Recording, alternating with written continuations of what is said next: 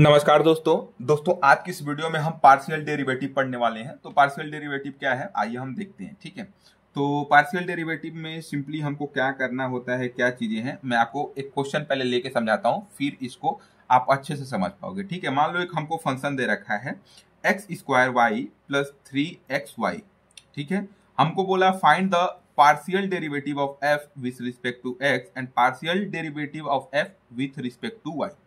अब देखो यहाँ पे मैंने d को थोड़ा सा ऐसे राउंड करके बनाया। ठीक है, तो ये जो सिंबल होता है ना, ये पार्शियल डिफरेंशिएशन यानी कि पार्शियल डेरिवेटिव का सिंबल होता है। ठीक है, तो यहाँ पे एक दो टाइप का यहाँ पे d यूज होता है, एक तो a वाला d और एक a वाला d। जो हम लोग पीछे यूज कर रहे थे a वाला d, जो फुल मतलब डिफरेंशिएशन था वो ये था, ये पार्शियल डिफरेंशिएशन है। ठीक है, तो हम लोग पार्शियल डिफरेंशिएशन देख रहे हैं अभी। ठीक है, तो पार्शियल डिफरेंशिएशन का मतलब क्या है, कैसे क्या करना होता है वो हम बताते हैं। देखो हमको क्या करना है, फाइंड करना है d of f with respect to d of x। मतलब हमको इस फंक्शन का डिफरेंशिएशन फाइंड करना है विथ रिस्पेक्ट टू x, फिर हमको इसी फंक्शन का, ये जो f दे रखा है, इसी का डिफरेंशिएशन फाइंड करना है विथ रिस्पेक्ट टू y। तो अब यहाँ पे पार्शियल कहने का मतलब क्या है, जब आप a वाला वैल्यू फाइंड कर रहे हो, जब df अपॉन dx फाइंड कर रहे हो, तो आपको x को यहाँ पे एज अ वेरिएबल मानना है और जो भी उसके अलावा बच जाएगा उसको आपको कांस्टेंट मान के चलना है। ठीक है, अभी मैं इसको करता हूं तो आपको समझ में आएगा। जैसे देखो partial differentiation of f with respect to x। ठीक है, तो अब देखो इसको कैसे डिफरेंशिएट करोगे, ये x है तो इसका देखो differentiate X square plus Y है ना, तो अब जो a आपका पार्ट है, एक ऐसा है, इसको आपको वेरिएबल एज्यूम करना है। क्यों एज्यूम करना है, क्योंकि आप किसके रिस्पेक्ट में डिफरेंशिएशन कर रहे हो, x के ना, तो इसको आपको वेरिएबल कंसीडर करना है। उसके अलावा जो बचेगा उसको हम कांस्टेंट कंसीडर करेंगे। तो यहाँ पे देखो ये हमारा हो गया वेरिएबल, ये हो गया हमारा कांस्टेंट। तो कांस्टेंट तो एज इट इज रहेगा, कांस्टेंट को तो एज इट इज रखते हैं हम लोग डिफरेंशिएशन में, जब मल्टीप्लाई में हो तो उसको मैंने एज इट इज रखा इनटू जो एक्स स्क्वायर है, इसका जो डिफरेंशिएशन है वो कितना हो जाएगा, 2 टाइम ऑफ एक्स हो जाएगा।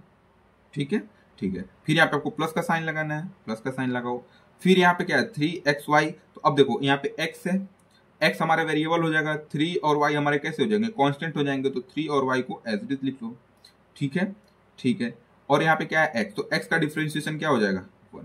सिंपल, आई होप तो आपको चीजें समझ में आ रही होंगी। तो ये हो गया partial differentiation of f with respect to x। सही बात है, सही बात है।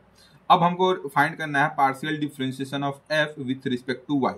तो partial differentiation of f with respect to y क्या हो जाएगा, फाइंड करते हैं। अब हमको इस केस में y को वेरिएबल एज्यूम करना है, उसके अलावा जो है उसको कांस्टेंट एज्यूम करना है। तो देखो यहाँ पे इस बार हमारा y क्या हो जाएगा, वेरिएबल, और ये हमारा एक्स स्क्वायर क्या होगा, कांस्टेंट होगा। तो एक्स स्क्वायर को हम एक्स स्क्वायर लिख देंगे, क्योंकि इसको एज हम एज्यूम कर रहे हैं कांस्टेंट, तो एक्स स्क्वायर तो ऐसे ही रहेगा, और y का डिफरेंशिएशन 1 हो जाएगा, प्लस प्लस यहाँ पे 3 और x एज अ कांस्टेंट है, y हमारा क्या है, y हमारा क्या है वेरिएबल, तो y का जो डिफरेंशिएशन हो जाएगा 1 हो जाएगा। कैसे होगा मैं बता देता हूँ। जैसे y था ना, तो y का डिफरेंशिएशन क्या हो जाएगा, 1 होगा। कैसे होगा, जैसे देखो मैंने आपको बताया था ना कि x की पावर n है, तो इसका डिफरेंशिएशन कैसे होता था, n आगे आता था और x और n माइनस 1 करते थे पावर में। तो उसी प्रकार से बस यहाँ पे x के जगह y आ गया, सिंपल। तो हम यही कर रहे हैं। देखो इसका पावर क्या है, y का पावर 1 है, तो 1 को आगे लिख रहे हैं, और यहाँ पे y जो है उसको उसका पावर 1 से कम हो जाएगा तो 0 हो जाएगा। तो किसी के पावर 0 1 मतलब 1, तो ऐसे आता है। ठीक है, बस यहाँ पे जो हमने फॉर्मूला देखा था x के लिए ना, वही y के लिए भी होता है, कोई उसमें चेंज नहीं होता, बस x की जगह y की जगह x, ऐसे ही चेंज हो रहा है और कुछ नहीं। ठीक है, तो इसका जो डिफरेंशिएशन आ गया x square plus 3 time of x आ गया। ठीक है, आई होप तो आपको चीजें समझ में आई होंगी।